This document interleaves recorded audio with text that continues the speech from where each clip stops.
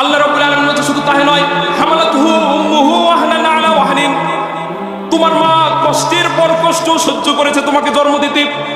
কিরকম কষ্ট সহ্য করেছে একটু কল্পনা করেন, একটু ধারণা করেন। কেন আল্লাহ তার পরের স্থানটাই পিতামাতাকে দিলেন, জানার দরকার আছে না নাই?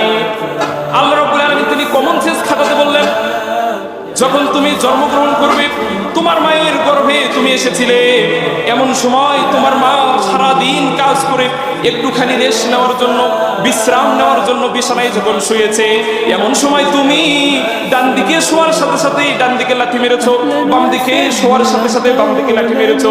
যখন একটু সোজা হয়ে শুয়েছে, তুমি আবার লাথি মেরেছো। তোমার মা ঘুমায় নাই, তোমার মা সারা রাত বিছানা থেকে উঠে দাঁড়িয়ে থেকে রাত পার করে দিয়েছে, ঠিক না?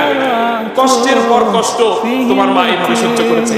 অনেকে আমরা আছি, আমাদের মা বাবাকে এখন আমরা যখন চলাফেরা করতে পারি, দুনিয়ায় ঘুরতে পারি, এখন আমরা মাকে বলি বুড়ি, বাবাকে বলি বুড়া। কথা বলেন ঠিক কিনা? বুড়ার বুড়ির গায়ে আছে না নাই? আছে।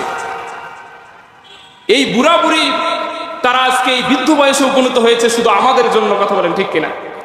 আমার বাবা, আমার মা, তার সুন্দর চেহারাখানা, যৌবনখানা, তার বেঁচে থাকার সুখ শান্তি, আমাদেরকে লালন পালন করার জন্য তার জীবনের আরামায়ের সুখ শান্তি সব কিছু ব্যয় করে দিয়েছে, ঠিক কিনা?